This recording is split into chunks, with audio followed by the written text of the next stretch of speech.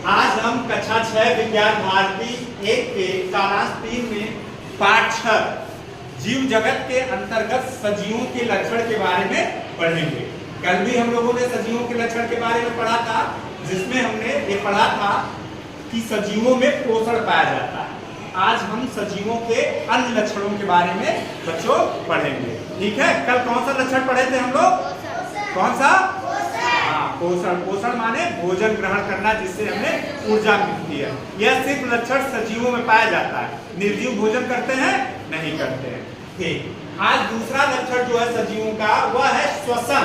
श्वसन को अंग्रेजी में कहते हैं रेस्पिरेशन। इस क्रिया में सभी जीव जंतु और पौधे ऑक्सीजन O2 गैस ग्रहण करते हैं तथा कार्बन डाइऑक्साइड गैस छोड़ते हैं।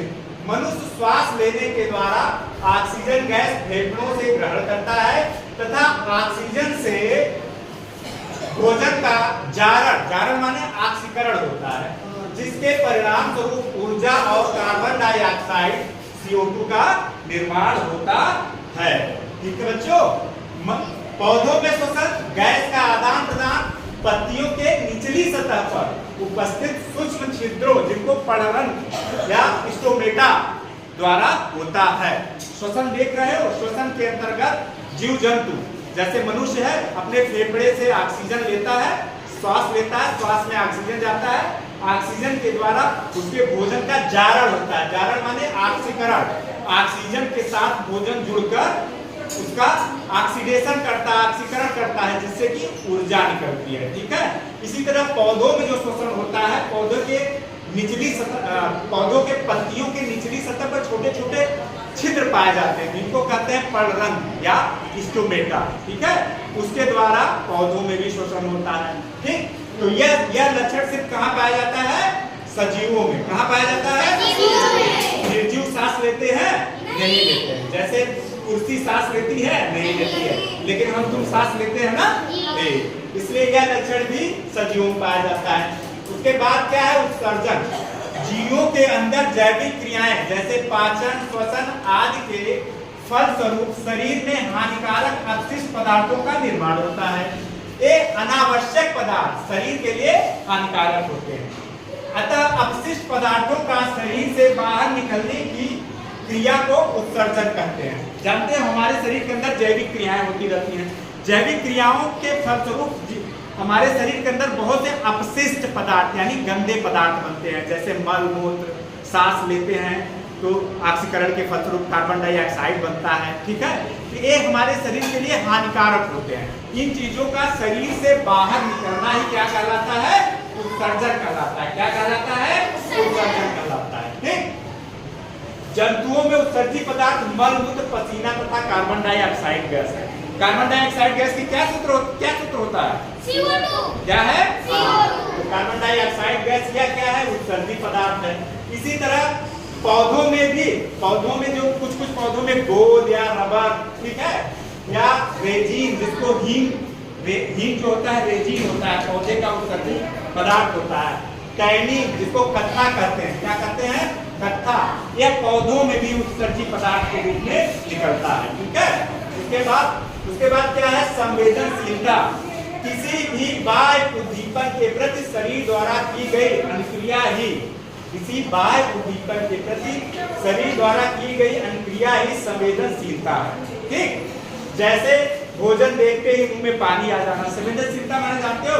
कोई बाह्य प्रक्रिया हो, उसके प्रति हम उद्दीपनों के प्रति हम प्रतिक्रिया करें। जैसे भोजन देखते हो, अचानक अच्छा भोजन देखो मुंह में तुम्हें, और तुम्हें अगर भूख लगी हो तो मुंह में पानी आ जाता है, या तुम्हारा हाथ अचानक किसी जो है गर्म वस्तु में पड़ता है तो अपने आप कट जाता है। ठीक है, यह क्या है? यह बाह्य उद्दीपनों के प्रति प्रतिक्रिया करना या संवेदनशीलता कहलाता है। ठीक है, यह पौधों में भी पाया जाता है। जैसे रात रानी का रात में खिलना। रात रानी का फूल जो होता है वो सिर्फ रात में ही खिलता है। कहाँ खिलता है? रात में। क्यों? क्योंकि वो प्रकाश के प्रति संवेदनशील होता है। प्रकाश वो नहीं खिलता, रात में खिलता है। ठीक, सूर्यमुखी के फूल का सूर्य की तरफ घूमना, वह प्रकाश के प्रति, वह जो है प्रकाश के प्रति आकर्षित होकर जिधर सूर्य होता है उधर ही सूर्यमुखी का फूल मुंह कर लेता है, ठीक है। यह क्यों होता है? यह संवेदनशीलता के कारण होता है। छुई हुई का पौधा देखे हो, वह स्पर्श के प्रति संवेदनशील होता है। जैसे छुओगे वो अपनी पत्तियों को सिकोड़ लेता है। तो संवेदनशीलता का गुण कहाँ पाया जाता है? सिर्फ और सिर्फ जीवों में पाया जाता है, सजीवों में। निर्जीवों में यह नहीं पाया जाता। उसके बाद वृद्धि।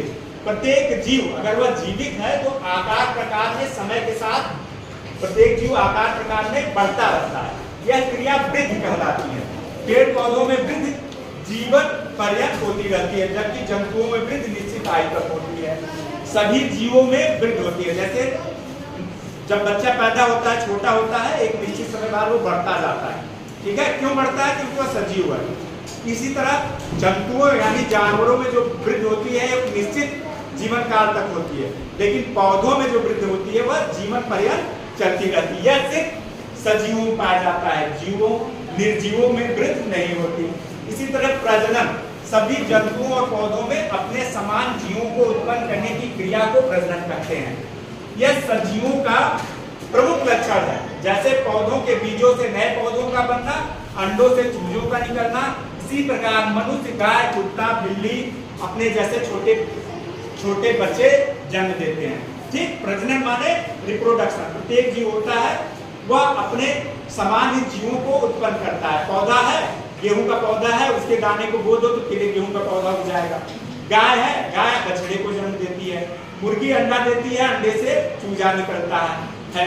इसी तरह प्रत्येक जीव अगर वह जीवित है तो क्या होगा? उसमें प्रजनन होगा, ठीक है। अपने समान बच्चे पैदा करने की उसके अंदर क्षमता पाई जाती है, लेकिन यह क्षमता निर्जीवों में नहीं पाई जाती है। निश्चित जीवन अवधि के बाद मृत्यु। जो सजीव होता है उसकी एक लगभग निश्चित जीवन अवधि होती है। एक निश्चित जीवन अवधि के बाद वो उसकी मृत्यु हो जाती है, ठीक है। जैसे कुत्ता है, लगभग 16 से 18 वर्ष तक जीता है, इसकी जीवन अवधि 16 से 18 वर्ष है। बिल्ली है 25 से 30 वर्ष तक जीती है। घोड़ा क्या है 30 से 40 वर्ष जीता है। हाथी क्या है 70 से 90 वर्ष जीता है। आदमी क्या है 60 से 70 वर्ष और भी जी जाता है, लेकिन एक औसत निकाला गया है, लगभग इतना ही औसत आयु सबकी है। कछुआ देखो 120 से 150 वर्ष तक जीता है। सिकोया एक वृक्ष है, वह लगभग 3000 से 4000 वर्ष तक जीता है, इसलिए इसको जीवित जीवाश्म कहा जाता है। बरगद का जो पेड़ है, बरगद का पेड़, वह लगभग 100 वर्ष से 200 वर्ष तक जीता है, ठीक है। ये सभी लक्षण क्या है? ये सभी लक्षण सजीवों के लक्षण हैं। निर्जीवों में ये सब लक्षण नहीं पाए जाते। कल हम लोग सजीव और निर्जीव में क्या अंतर है उसके बारे में पढ़ेंगे, ठीक है। इतना सभी लोग घर पर याद कर लेना, ठीक।